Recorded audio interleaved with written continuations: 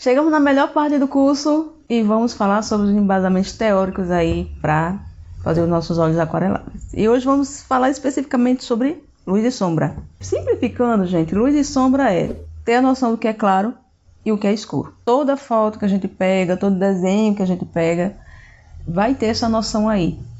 E ter um conhecimento disso vai nos ajudar a ter uma noção, por exemplo, o que é a profundidade, os volumes daquela imagem que a gente está pegando. As relações de luz e sombra vão ser muito necessárias, independente da área que você trabalha. Então, assim, como artista, eu acho que é essencial dar uma olhadinha nessa parte e se aprofundar. Eu vou dar só um exemplo aqui para vocês. Vou pegar aqui um exemplo, que é um quadro de Caravaggio. Caravaggio foi um pintor brilhante da sua época, foi um pintor italiano, e ele aí pintou aí em 1599, 98, um quadro chamado Narciso. Vou mostrar aí para vocês esse quadro. Esse quadro, ele é bem interessante porque ele trabalha justamente as relações de luz e sombra. Você percebe que o fundo de todo o quadro é bem escuro. Você vê o rapaz olhando o seu rosto, o seu reflexo na superfície de um lago. E você percebe que ele está bem mais claro em comparação ao seu reflexo na água. E é justamente esses reflexos que você consegue ver na superfície da água.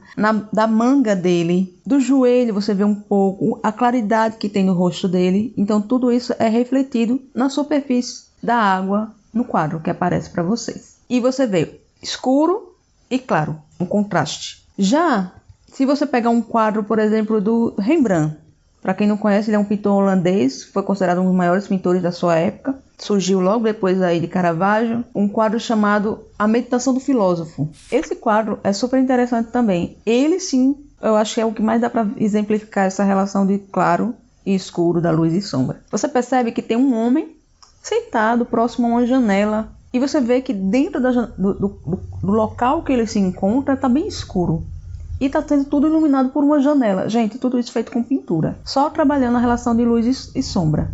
E você percebe que tem uma escuridão antes da janela. Temos a janela bem clara. A região onde o homem se encontra perto da escadaria com uma luz mediana aí. E aquela escuridão como quem vai subir uma escadaria e você não vê o fundo dessa escada, sabe? Então você vê essa transição. Escuridão, claridão, regiões médias aí. Tudo isso num trabalho dele. E o mais legal desses dois artistas era justamente o uso de monocromia, né? Assim, usar uma escala de cor bem específica dentro de uma coloração só. Esses exemplos que eu andei trazendo aqui para vocês é para vocês justamente sentirem essa relação. O sentimento que pode passar apenas usando luz e sombra e pouca cor. Eu acho que uma das coisas que eu acho mais interessante é você tentar trabalhar a luz e sombra sem cor nenhuma, apenas sentindo como se comportam essas transições de claridade para escuro. Tá, Morgana, mas você findou trazendo aí alguns pintores renomados aí da sua época, dois pintores aí do estilo barroco, de 1500 e tarará. E para nossa realidade, como seria? A gente tem que partir do princípio que a gente precisa estudar o objeto que vamos fazer. A gente precisa observar, ver como está esse olho,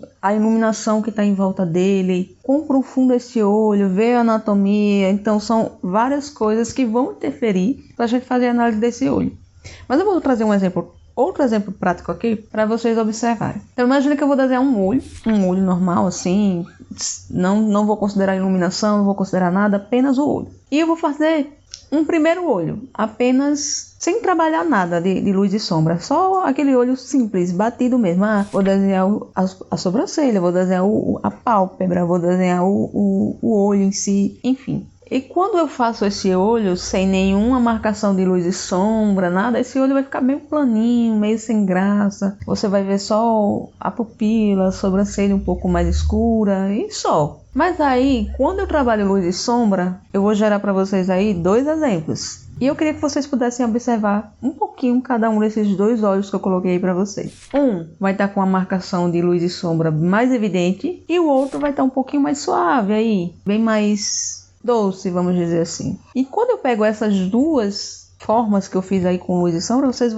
vão perceber que um vai passar um tipo de informação e o outro olho vai passar outro. Então, a pergunta que fica, qual deles está mais próximo da foto original? Se você for comparar e colocar junto com a foto original. Com certeza o suave, que está com as marcações mais suaves, está bem mais próximo da foto original. Mas por que isso acontece? Porque quando eu uso a quantidade de sombra certa, a quantidade de iluminação certa, o realismo vai ficar bem próximo da foto original. E a outra, que está com as marcações bem mais pesadas, com as sombras muito fortes, vai ficar lembrando ali a foto original, mas ela não vai estar assim tão realista. Vai passar uma outra emoção, um outro sentimento, uma outra percepção da foto.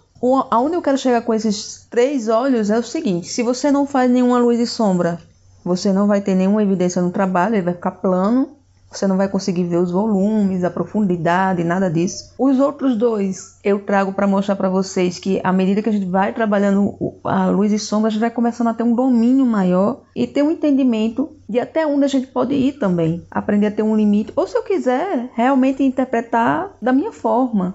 Eu quero assim deixar realmente a luz e sombra pesada, não quero deixar o mais próximo do que era a foto original. Enfim, mas quando eu tenho essa noção, independente do que eu vá escolher fazer, o trabalho vai ficar mais legal, vai ficar mais com aquela sensação mesmo de que foi feito um trabalho legal de estudar aquela foto, de entender como é que está realmente funcionando ali essa iluminação, esse sombreado, as profundidades daquele olho, enfim. Quando eu consigo trabalhar isso aí, conseguir identificar um tal claro, um tal escuro, eu findo trabalhando com o que chamamos de escala tonal. A escala tonal é justamente você perceber essa transição e variações de tonalidades de uma cor. Por exemplo, eu pego o cinza, que foi o caso que eu fiz aí para fazer esse olho. Eu fiz várias tonalidades desse cinza até chegar às profundidades que eu queria e chegar ao resultado que vocês viram aí. Então, eu sempre vou ter tons claros na hora de trabalhar, vou ter tons médios, que vão ser aí mais ou menos a base da cor do objeto que a gente está trabalhando,